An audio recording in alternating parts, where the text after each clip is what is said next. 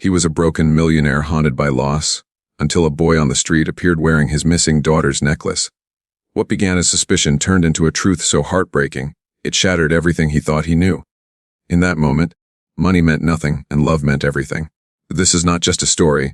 It's a piece of someone's hidden pain, quietly waiting to be heard. In today's story, we dive into a moment that can change everything, in the most unexpected way. Before we begin, where are you listening from? Canada, the US, Norway? Let us know in the comments, because stories may begin anywhere, but they connect us all. Stay with us until the very end, because sometimes what breaks your heart can also heal it. And if you believe stories can change lives, hit subscribe. Join our journey. We'd love to hear your thoughts. Drop a comment. Your voice matters here. The morning sky hung heavy over Manhattan, bruised with low clouds that threatened rain. The city, ever alive, pulsed with its daily rhythm, horns blaring, footsteps echoing across the pavement, and conversations rising into the gray dawn. Yet within the penthouse suite of a towering skyscraper, time had frozen long ago. Benjamin Hale, the billionaire tech magnate once named America's most relentless visionary, stood before a tall window overlooking the skyline. His reflection was faint on the glass. A man with silver at his temples, shoulders weighed down by grief, eyes hollowed by years of unanswered questions. The world knew him as a titan. But behind the headlines and the boardrooms, he was simply a father. A broken one. It had been 4 years since his daughter, Amelia, vanished on a sunny afternoon at Central Park. She was only 6. One moment she had been twirling in the grass in her yellow sundress, the next, gone. No ransom, no sightings, no clues. Only a single small shoe, found near a pond.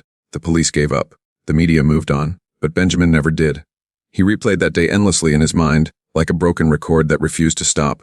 Every detail haunted him: the sunlight in her hair, her laughter echoing in the air, the tiny silver heart-shaped necklace she wore, engraved with, "To Amelia, love forever, Daddy." His last gift to her. That necklace was the only trace of her he still clung to, or rather, the absence of it. It was never found. A symbol of what had been taken, of what he failed to protect. But fate is not always cruel without reason. One rainy afternoon, as Benjamin's limousine slowed down near a traffic light in Brooklyn, his tired eyes wandered to the sidewalk. Among the blur of umbrellas and pedestrians, he spotted a thin, ragged boy darting between cars. He was barefoot, soaking wet, clutching a paper bag. His face was streaked with dirt and something else. Something that froze Benjamin's heart. Dangling from the boy's neck was a silver necklace. A heart-shaped pendant. The same one. The exact one. It couldn't be a copy. He had custom designed it for Amelia. Only one existed in the world. For the first time in 4 years, the ice around Benjamin's soul cracked. He slammed his fist against the tinted glass. Stopped the car. What he didn't know was that this moment would rip open secrets far darker than he imagined. The truth behind Amelia's disappearance wasn't just tragic. It was buried beneath lies, betrayal, and a network of horrors he had unknowingly helped fund. And the boy holding the necklace would unlock it all. The rain came down in sheets, drumming like war drums on the roof of the black Mercedes, Benz as it idled by the curb. Benjamin shoved the door open before the driver could react, stepping into the storm without an umbrella. His Italian loafers sank into a puddle, the cold water soaking through his socks instantly, but he didn't care. His eyes were locked on the boy, weaving through a narrow alley behind a bodega. "Sir," the driver called out, but Benjamin was already moving. The boy was fast. He slipped behind dumpsters, dodging crates, darting with the practiced speed of someone who had run from people all his life. But Benjamin followed, heart pounding harder with every step. The necklace flashed again beneath the boy's torn hoodie, just for a second, as if daring him to keep up.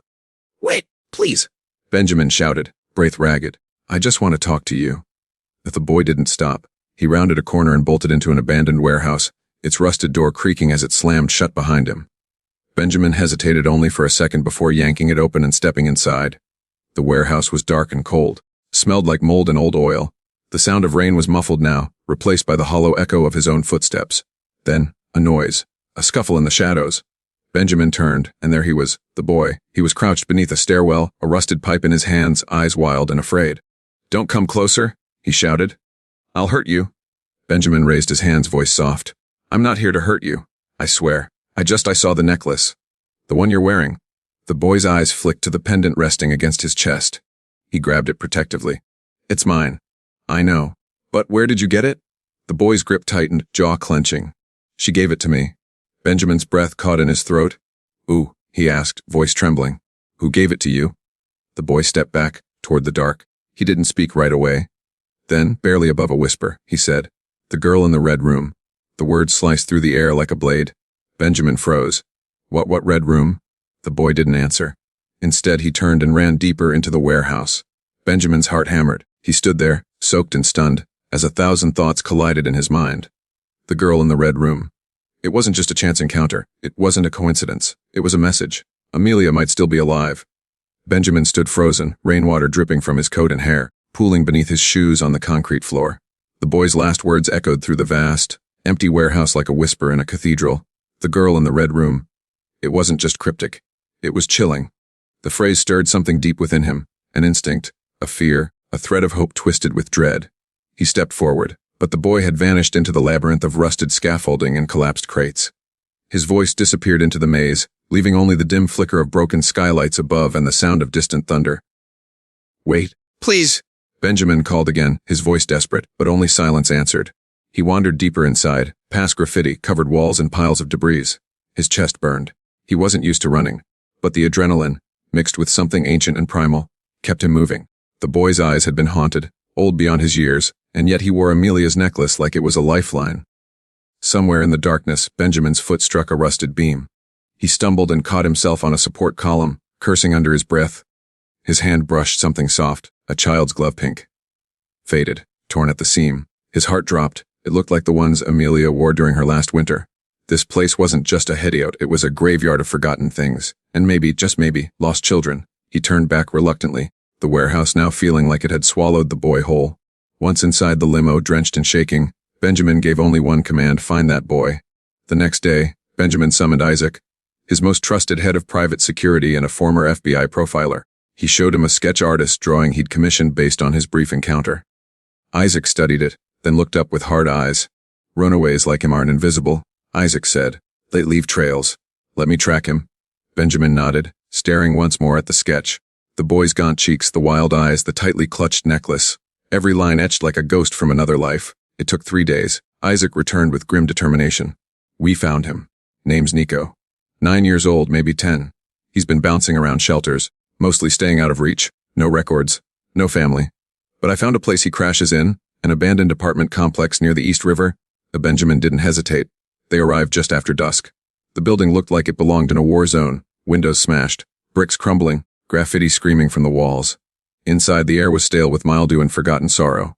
Rats scurried as their footsteps echoed down the hall. Room 309. Isaac knocked twice, no answer. He pushed the door open slowly. There, crouched beneath a broken table with a half-eaten sandwich in his lap, was Nico. His eyes widened, he bolted, but Isaac was quicker, grabbing him gently but firmly by the shoulders. "I'm not here to hurt you," Benjamin said softly, kneeling beside him. "I promise." Nico trembled like a leaf. "Don't take it," he said, clutching the necklace. "She told me never to give it up." "No one's taking it," Benjamin said, voice cracking. "I just need to know who she is." And Nico's breathing was shallow. His lips quivered, but he spoke. "Her name's Millie. She lives in the red room." That's what she called it, a room with red walls and no windows. "They keep her there." Benjamin's stomach churned. "Where?" he whispered. "Where is this red room?" Nico looked down. "I don't know the place, but it's underground. Real far. We only get let out sometimes for work." Benjamin blinked. "Work?" Nico nodded slowly.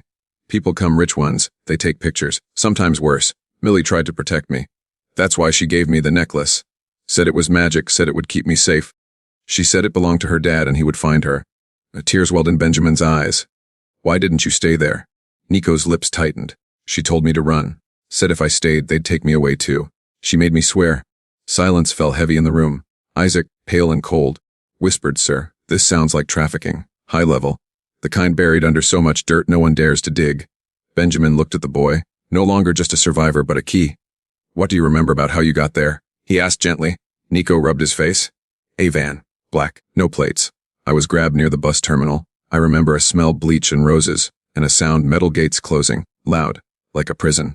Isaac was already scribbling details in his notepad. Then Nico reached into his pocket and pulled out something wrapped in tissue.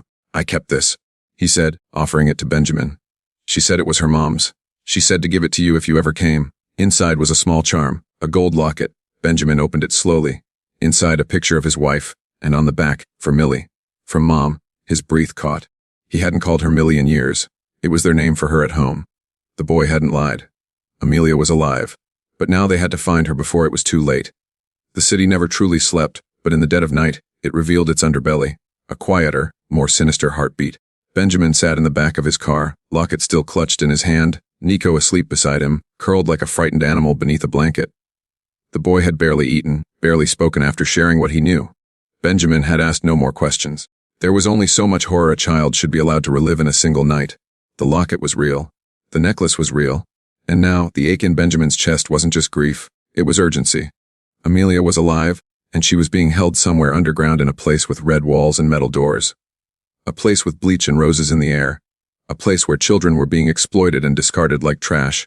He turned to Isaac, seated across from him in the back seat. I want everything. Surveillance feeds, van routes, tunnels, abandoned warehouses, buildings near the terminal. Anything with underground levels. Isaac gave a grim nod. I've already got a team pulling blueprints and cross-referencing missing children cases. But this isn't just some back alley ring. If what that kid said is true, it's an operation. Big, well-funded, and invisible. Benjamin stared out the window at the blur of streetlights. Not invisible anymore. They brought Nico to Benjamin's guest house on the estate. It was a quiet place tucked behind the main mansion, used once by staff or visiting executives. Now it became a sanctuary. The boy needed rest, food safety, and someone who wouldn't look at him like a problem. Benjamin stood outside the room, watching as Nico slowly drifted into sleep on a clean bed for what might have been the first time in years. The boy kept the necklace on even in sleep, fingers gripping it tightly, like it anchored him to something good. A memory surfaced in Benjamin's mind. Amelia dancing barefoot in the living room, spinning in circles to some old jazz record, wearing that necklace and laughing when she got dizzy. That same necklace now rested on a boy's chest, scarred and bruised and far too thin. Guilt clawed at him. Not just as a father, but as a man of power. How had he missed this? With all his reach, all his influence, how had he not seen what was happening beneath his city? Back in his office, walls lined with screens and maps, Isaac spread out documents on the table. There's a pattern, he said, tapping a digital map. About a dozen kids gone missing within a 4-block radius of the bus terminal over the past 3 years.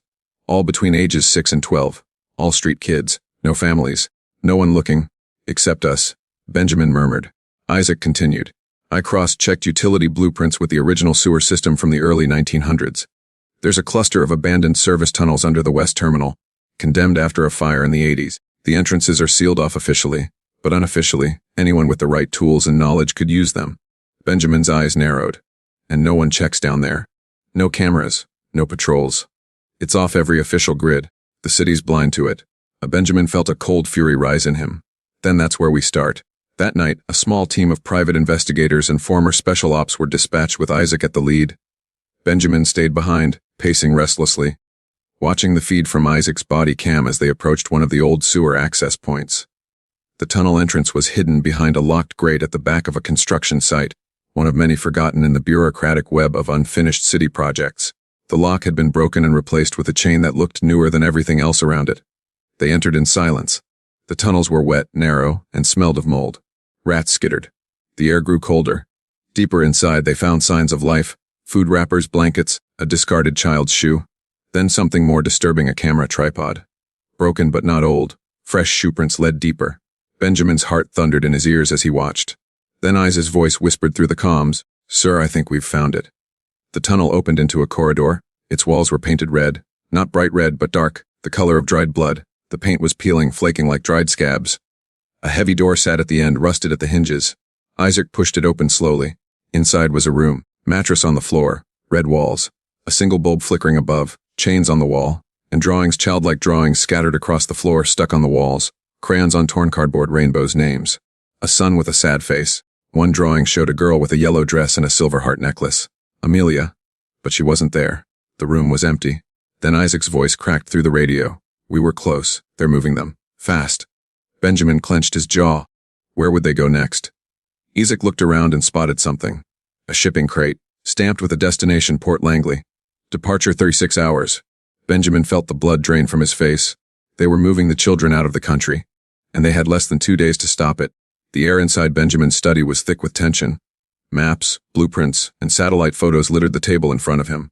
A digital clock on the wall ticked steadily toward the deadline, 36 hours. That was all they had. 36 hours before the children, before Amelia, were taken beyond reach, lost to a network so cruel, so elaborate, it had operated undetected for years. Benjamin paced the floor, fists clenched. Isaac stood nearby, phone to his ear, relaying orders to their operatives across the city. A second team had been dispatched to Port Langley. a private industrial dock rarely monitored by customs. It had been used for decades by elite shipping companies and government contractors. A perfect blind spot for human trafficking if masked well enough. On the other side of the room, Nico sat cross-legged on a couch, cradling a mug of hot chocolate, staring at nothing. He hadn't said a word since they told him about the red room being empty. But Benjamin noticed the way the boy's fingers twitched, like he was holding something back. Like something inside him wouldn't stay quiet for long. Benjamin sat beside him gently. "You okay?" he asked softly. Nico shrugged, not meeting his eyes. "She's gone." Benjamin shook his head. "No, she's alive. We're just a few steps behind. But we're gonna find her." "I should have stayed," Nico whispered. "I should have fought harder. You were just a kid. You are just a kid. You did something brave. You ran to bring help. Don't carry the weight of what they did." Nico stayed quiet for a long moment, then looked up. There was another room. I never saw it, but Millie said it was colder, with metal walls, where the bad ones took the kids before they disappeared. She said it was close to water. Benjamin's breath caught. "Why didn't you tell us this before?" "I didn't remember, not till now." His voice cracked. "I try not to remember." Benjamin squeezed his shoulder. "I know. But you just helped us more than you know." But he rushed to Isaac with the update. A second location near the red room. Metal walls close to water. Isaac nodded. "There's a fuel depot next to Port Langley, abandoned for years. City records listed as inactive, but it's been purchased and sold several times through shell companies. We'll check it." Benjamin grabbed his coat. "I'm coming." Isaac blocked his path. "No, you're the only one they haven't seen. You're too valuable to risk. Let us do our job. But if Amelia's there, we'll bring her back. I promise." Benjamin stood frozen. Everything in him screamed to run toward the danger. But he saw the logic in Isaac's eyes. He stepped back. "Fine," he muttered. "Then take every man we've got." An hour later, under the cover of night, Isaac's team arrived at the fuel depot. From the air, it looked deserted. But heat sensors revealed a different story. Movement inside, at least a dozen figures. They breached at 20:17 a.m. Silenced weapons. Flashbangs. Screams, chaos. Benjamin watched from the live drone feed, his hands trembling. The image flickered as Isaac and two operatives moved down a hallway, opening locked doors one after another. Room after room, they found children, some too weak to walk. Others huddled in corners, blinded by light, too afraid to cry. But no Amelia. "She's not here," Isaac said grimly through the mic. Benjamin's heart sank. Then a voice came through. "Agent Kwan, one of Isaac's men. Sir, I found a manifest. They're staging the transfer. It's scheduled for tonight. The cargo's being moved to Dock 14. Isaac's voice snapped to life. "Get that manifest. We move now." Back at the estate, Benjamin studied the image they sent him. A handwritten schedule showing dates, initials, coded labels, and a final destination, MA. Vessel 49, Dock 14, 4:30 a.m. Benjamin zoomed in on the initials. MA, his breath caught. "Millie Amelia," he whispered. It had to be her. Isaac regrouped at the docks an hour later. The sky was still black, stars veiled behind low clouds. Fog rolled in off the water like a curtain drawn to hide the evil beneath it. Dock 14 was quiet, too quiet. The ship, Vessel 49, was enormous, a cargo freighter flagged under a foreign name, its origin blurred by fake papers. They moved in stealth, checking each container, listening for sound. The ticking clock in their ears was louder than any noise around them. Then came the cry, a small muffled sob. "Container 7G, Isaac motioned to his men. They cut the lock. The door creaked open. Inside, huddled in the corner, her dress torn and dirty, was a little girl with tangled golden hair and wide, terrified eyes. She blinked at the light, and then whispered, "Daddy." The breath fled Benjamin's lungs as he watched the live feed. It was her, Amelia, alive. Isaac dropped to his knees. "It's okay. You're safe now." Amelia clung to him, sobbing. Then, over the radio, Kwan's voice crackled again. "Sir, multiple SUVs just pulled into the dockyard. We're not alone." Isaac looked up sharply. "Everyone, get ready, because this wasn't just a rescue anymore. It was a war." The night air at Dock 14 thickened with tension as the deep rumble of SUV engines echoed through the fog. Isaac crouched low beside the open container, his eyes fixed on the shadows crawling across the dockyard. Amelia clung to his arm, trembling, her small fingers clutching his sleeve like it was the only solid thing in a collapsing world. "Copy that," he whispered into his comms. "We've got the package. Repeat. We have Amelia. Secure and conscious. Prepare for contact." Inside the estate, Benjamin stared at the live feed, unable to breathe. He could see her. His daughter, her face dirtied, her eyes sunken with fear, but unmistakably his. For the first time in 4 years, the void inside him stirred, grief mixed with an overwhelming surge of love and fury. On the screen, movement flickered. Isaac's body cam captured 3 black SUVs, pulling up in a V formation near the main gates of the dockyard.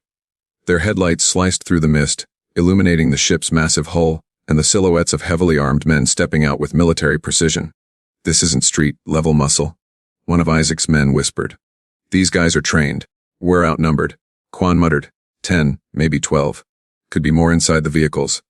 Isaac's hand moved instinctively to Amelia's head, gently guiding her behind a stack of crates. "Stay low, sweetheart. No matter what happens, you don't run unless I tell you." The little girl nodded wide-eyed. Benjamin's knuckles turned white as he gripped the edge of the table. He leaned in toward the mic, his voice calm but seething with urgency. "I want every exit covered. No one gets near her. Do you understand me?" Isaac responded with a soft click. "Understood." The enemy approached slowly, like sharks scenting blood. The leader was tall, dressed in black, face half covered by a scarf. He walked with the cold confidence of a man who knew the law didn't apply to him. He stopped 10 feet from Isaac, who had now stepped forward into full view. "Impressive," the man said coolly. "I didn't expect Hale to move this quickly." But then again, he always did love his daughter more than he loved keeping secrets buried. Isaac tilted his head. "You know who I am?" The man smiled faintly. "I know who you work for. Which means I also know you're smart enough not to start a war here." "I don't need a war," Isaac said. "I just need one girl. Then hand her over," the man said with a shrug. "We'll pretend this never happened. You walk away alive. She disappears. The world keeps turning." Isaac's jaw tightened. "She's not disappearing. Not this time." The man's eyes hardened. He raised his hand in a signal. Gunfire erupted. Isaac shoved a crate down and pulled Amelia into cover as bullets ricocheted off metal. His team returned fire, surgically and swift, but the enemy was prepared, armed with military-grade gear. It wasn't a skirmish. It was an ambush. From his estate, Benjamin watched in horror as the camera jolted and static flickered across the screen. His voice broke through the radio. "Isaac, status!" A moment of silence. Then Isaac's breathless voice. "We're under heavy fire. One man down. We need backup now." Benjamin turned to his assistant. "Call the police. Homeland Security. I want helicopters in the sky and every law enforcement agency at that dock in 10 minutes. The assistant hesitated. "Sir, if we make this public, I don't care if it burns down my company." "My daughter is down there?"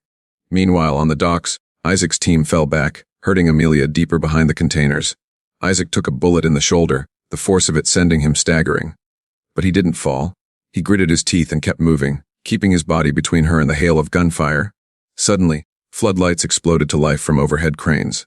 Sirens wailed in the distance. The cavalry was coming. The attackers heard it too. Their leader hissed in frustration, calling a retreat. One by one, the dark figures melted into the fog, vanishing as quickly as they had come. Isaac collapsed behind a container, his shoulder soaked with blood. Quan dragged him back, checking his wound. Amelia crawled into Isaac's lap, clinging to him as he winced. You saved me," she whispered. Isaac coughed a laugh. "Wasn't gonna let you go that easy." Sirens grew louder. Red and blue lights bounced across the dock as federal agents poured in from all directions. Helicopters roared overhead. Benjamin was already en route in a private chopper, trembling hands clenched in his lap. The wind whipped at his face as the city sped beneath him, but all he could see, burned into his mind, was the image of Amelia huddled against Isaac, alive, breathing. 15 minutes later, the chopper landed on the helipad near the dock. Benjamin ran, heart thundering, legs barely keeping pace with his thoughts. He saw her then, wrapped in a blanket, her face lit by the flashing red and blue lights. She looked up, eyes dazed. He dropped to his knees, arms open. And she ran. She sobbed. He held her, crushed her against his chest, as tears streamed down both their faces. "I've got you," he whispered, voice shaking. "I've got you. You're safe now." But as he held her, something twisted in his gut. Because he knew. This wasn't over. The hospital room was quiet, save for the soft hum of machines and the occasional beeping of the monitor beside the bed. Amelia lay curled under a blanket that dwarfed her small frame, her blonde hair fanned across the pillow like strands of gold against white linen. Her fingers clutched the necklace, his necklace, still resting against her chest after all these years. Benjamin sat in a chair beside her, unmoving, staring at her face as if afraid she would vanish again if he blinked. Her breathing was soft now, steady, far from the ragged gasps she made when they first brought her in. The doctors had called it a miracle. She was malnourished, bruised, emotionally traumatized, but alive. Her vitals were stable.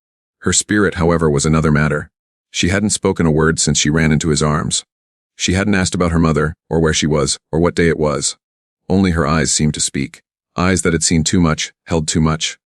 Isaac entered the room, his arm in a sling, his face still pale from blood loss, but he moved with purpose. In his other hand was a file. His expression was grim. Benjamin looked up slowly. "Tell me." Isaac hesitated. We studied one of the attackers. Facial recognition matched him to Victor Dremlov, former private military contractor, ex-Russian intelligence. He's been linked to several trafficking syndicates across Eastern Europe. No arrests, no convictions. Always disappears when things get hot. Benjamin's jaw clenched. And what the hell was he doing on a dock in New York, leading an operation targeting my daughter? Isaac sat down across from him. That's the part you need to hear, sir. The manifest we pulled from the shipping crate. It wasn't just transport schedules. It was a ledger. Names. Payments, investors. Benjamin's stomach turned. Investors. Isaac opened the file. People funding this operation. People inside your world. He slid a page toward Benjamin. This signature. Do you recognize it? Benjamin scanned the name and stopped breathing. Philip Grant. His oldest friend. His business partner of 20 years. The man who had stood beside him when Amelia went missing. The godfather of his child. No, Benjamin whispered. That's not possible. Hey, he helped me. He donated millions to search efforts. He was there every day. Isaac's voice was low, careful. And he was there for a reason. He controlled what you saw, what you followed, what you believed. He made sure you never found her. Benjamin stood up, pacing the floor like a storm ready to break. His fists curled. His vision blurred. He used my daughter? My family? And your company? Isaac added. We tracked financial routing through one of Halotech's shell subsidiaries. It was being used to launder money into child trafficking operations overseas. Benjamin felt sick. Every ounce of power he had built, every piece of infrastructure, had been turned into a weapon behind his back. Used to fund the very nightmare that had stolen Amelia from him. He turned to look at his daughter again. She hadn't moved. But now her eyes were open, watching him. He moved closer, kneeling beside her bed. Millie, baby, it's me. Daddy? She blinked slowly. Do you remember the day you disappeared? He asked softly. Do you remember who took you? Amelia's voice was hoarse, barely audible. He had glasses, blue tie. He said you sent him. He said Mommy was in trouble. Benjamin felt the ground tilt beneath him. Philip, he always wore a navy blue tie. He had picked Amelia up from school more than once. She trusted him. Benjamin stood up slowly and turned to Isaac. Where is he now? We're tracking him, Isaac replied. But he's slippery. He has offshore properties, diplomatic connections, private jets. He could vanish in an hour if we don't act fast. Benjamin stared out the window. The skyline glittered in the night, but all he saw was rot beneath the shine. He won't get away, he said quietly. Not this time. Just then, a soft voice broke the tension. Daddy? Benjamin spun around. Amelia was sitting up, arms reaching. Her face cracked into a weak smile, tears glistening in her eyes. He rushed to her, wrapping her in his arms. She clung to him, shaking. I missed you every day, she whispered. I prayed you'd find me. I'm here, he breathed. And I will never let you go again. But even as he held her, he knew the storm wasn't over. He had the truth now. The names. The betrayal. But exposing it would cost everything. And he was ready. Because this wasn't just about rescuing Amelia anymore. It was about burning the whole system to the ground. The door creaked open slowly as Mark stepped into the dimly lit apartment. His polished shoes echoed against the scuffed wooden floor. A low hum from an old refrigerator filled the silence, and the scent of stale bread and dust lingered in the air. The small apartment was cluttered but not dirty, organized chaos that only someone with little means and a big heart could maintain. Elijah stood by the window, nervously twisting the hem of his worn hoodie, while Maria leaned over a table stacked with school books and papers. She turned at the sound of footsteps, her face tightening with a mixture of protectiveness and fear. Hi, Mark said softly, his voice rougher than he intended. I didn't come to take anything. I just want to understand. Maria nodded but kept her distance. He's not for sale, she said, her eyes sharp and tired. I don't care how rich you are. Elijah is not a pawn. Mark held up both hands. I don't want to buy him. I think he might be my grandson. Maria's expression cracked for a moment, disbelief flickering across her face. She looked at Elijah, whose wide eyes mirrored her confusion. What are you talking about? Mark took a deep breath and pulled the worn photo from his wallet. The same one that never left his pocket since his daughter Lily disappeared. He placed it gently on the table. Maria walked over and stared at it. Her hand trembled. That's her, she whispered. That's the woman from the photo Elijah keeps in his drawer. Elijah moved closer, peering at the picture. That's my mama, he said, his voice small. Mark's throat closed. Her name was Lily. She was my daughter? Maria blinked rapidly. But Elijah's mom died 4 years ago. She never talked about her family. She was quiet, sweet, came to the shelter pregnant and alone. We never asked much. She didn't trust easily. Mark felt his legs weaken, and he slowly sank into a rickety wooden chair. His heart pounded painfully. Why didn't she come home? Why didn't she call me? Maria sighed and sat across from him. I don't know. All I know is that she was running from something. Or someone. Maybe from herself. The room fell into silence for a moment, broken only by the rustle of paper and the occasional honk from the street below. Elijah looked between them, eyes filled with uncertainty. "Are you really my grandpa?" he asked. Mark looked at the boy, studying the arch of his eyebrows, the dimples that only appeared when he smiled, and that unmistakable necklace. He nodded, tears glistening in his eyes. "Yes, I believe I am." Elijah walked over slowly and stopped in front of him. Mark reached into his coat pocket and pulled out a small velvet box. He opened it and held it out. Inside was a matching necklace, his daughter's original, identical to the one Elijah wore. She had two of them, Mark said, one for herself and one for her future child. She told me it was her way of always staying connected. I gave them to her when she was 17. Maria looked down, then away, guilt swimming in her gaze. We didn't know. We thought, maybe she was an orphan. She said she didn't have anyone. Mark clutched the box. I failed her. Maybe she didn't think she could come home. Maybe I made it too hard for her to feel safe. I said things when she was young. I was harsh, pressured her. Pushed her. I thought I was protecting her. Instead, I drove her away. Silence fell again, heavy and thick. Then Elijah quietly walked forward and, without a word, hugged Mark. The boy's small arms wrapped tightly around his trembling frame. I always wanted to know who I came from, Elijah whispered. I didn't think it mattered anymore, but it does.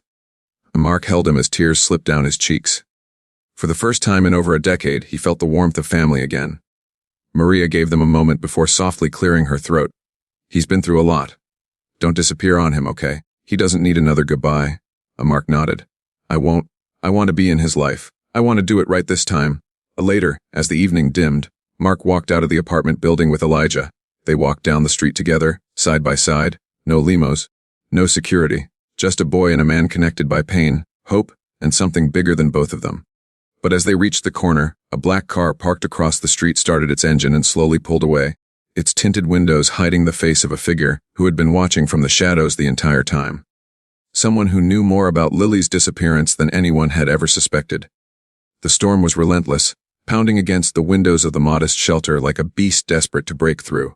David sat on the edge of the creaky old bed, his hand resting gently on Leo's back as the boy lay curled up beneath a threadbare blanket. The fire in the hearth crackled weakly, casting flickering shadows on the walls. For the first time in years, David felt warmth, not from the fire, but from something deeper, something almost forgotten hope.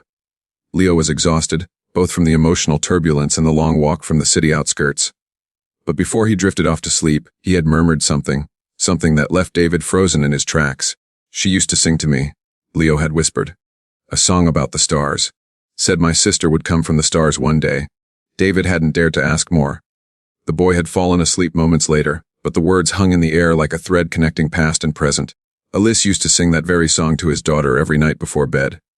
His heart ached with the memory. He stepped outside for air, the rain soaking through his coat instantly, but he didn't care.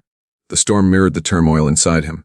If this boy truly was his son, if Elise had been pregnant when she left, it meant he had abandoned not just his wife but his children, and worse. He had done so without ever knowing. That kind of guilt doesn't whisper. It screams. The next morning, as light crept through the cracks in the roof, Leo stirred. David had barely slept, his mind turning over every possibility, every fragment of memory.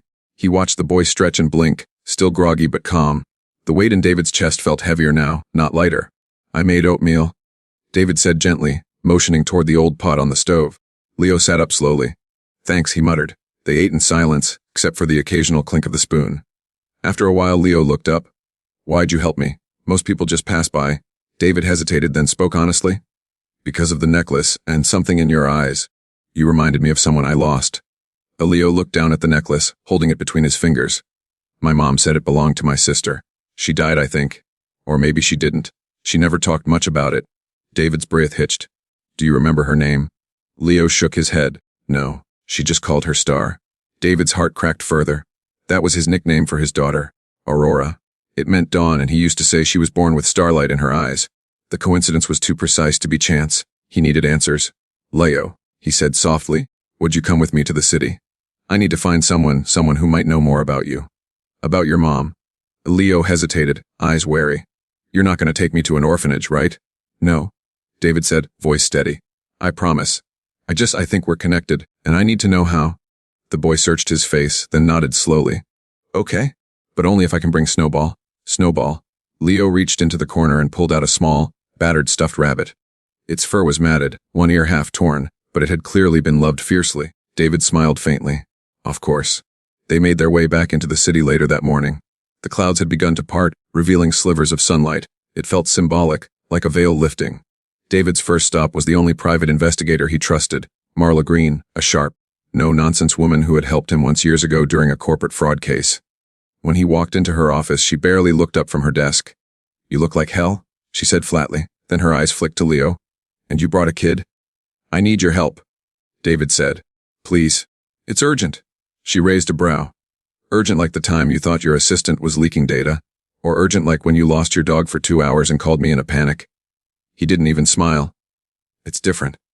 I think this boy might be my son." That made her sit up. "Say that again." David explained everything. The necklace, the missing wife, the child she might have had, the song, the timing. Marla took it all in silently, tapping her pen against the table. "You want me to find Elise?" she said finally. "Yes," he replied, his voice cracking. "If she's alive, I need to know the truth. I need to know if he's really mine." Marla studied him for a long moment, then nodded. "Give me a day." That night, David took Leo to his apartment. It was sterile, minimalist, a far cry from what a child would consider home, but Leo didn't complain. He seemed fascinated by the giant window overlooking the skyline. "She used to talk about lights," Leo whispered, nose pressed against the glass. "Said they were stars trying to find us." David couldn't speak. As the boy lay asleep on the guest bed later, Snowball tucked tightly in his arms, David sat alone at the kitchen table, hands trembling. If this boy was truly his child, if Aurora was truly gone, then what was left of him? Just before dawn, his phone buzzed. It was Marla. The message was short. "I found her." And just like that, everything shifted again. Ava held her breath as Benjamin opened the box. The dusty ribbon fell away, and inside lay a tiny, worn-out red shoe, the same one Ava had been wearing the night she went missing. Benjamin's hands trembled as he lifted it. "This was hers," he whispered, as if saying it aloud would undo the years of heartbreak. The room grew silent. Even Mason stood still, not daring to break the gravity of the moment. Ava nodded. "It was mine. My mother, Elena, said you gave it to me the day I was born. Said it was from a man who loved me but had to leave." The tears rolled freely down Benjamin's cheeks now. His chest heaved as the truth came crashing down like a tidal wave. "Elena, she never told me. She disappeared before I knew she was pregnant. She told me the same about you," Ava said quietly. "Said you left her when she needed you most." Benjamin sat back, his eyes gazing through a fog of memories. "We fought. I was building the company back then, working endless nights. She said she felt abandoned. But I never stopped loving her.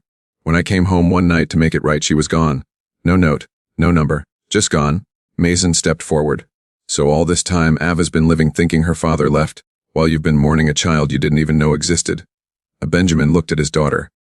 "I looked for years, hired private investigators, but it was like she vanished into the wind. I never stopped hoping. I kept that red shoe in my drawer, every day reminding me of what could have been." Ava's eyes watered, but she didn't cry. She had cried enough in her life.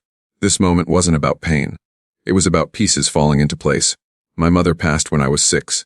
After that, I bounced from foster home to foster home, until I ended up on the streets. That necklace," she touched the chain on her neck, "was the only thing I had left." Benjamin stared at the necklace. The same one he had custom made for Alina when they first met. "That was our promise necklace," he whispered. "It said, 'Forever in the stars.' She said she'd wear it until the day she died." The room pulsed with emotion. Mason moved beside Ava and took her hand, squeezing it gently. "You're not alone anymore," he whispered. "Neither of you are." Benjamin stood, his movements slow but deliberate. He knelt in front of Ava, eyes filled with humility and awe. "I may have missed your first steps, your birthdays, your childhood. But if you'll let me, I want to be there now. I want to make up for every second I lost." Ava looked into his eyes. They were the same eyes she saw in the mirror every morning. And for the first time, she didn't see a stranger. She saw where she came from. She saw belonging. "I don't know what it means to have a father," she whispered. "I've never had one. I don't know how to be anyone's daughter." Benjamin reached up, gently brushing a strand of hair from her face. "And I don't know how to be a father to a grown woman who's already survived more than I can imagine. But we can learn together." She nodded slowly, and something in her heart cracked open. Not from pain, but from the terrifying hope that maybe, just maybe, love hadn't left her after all.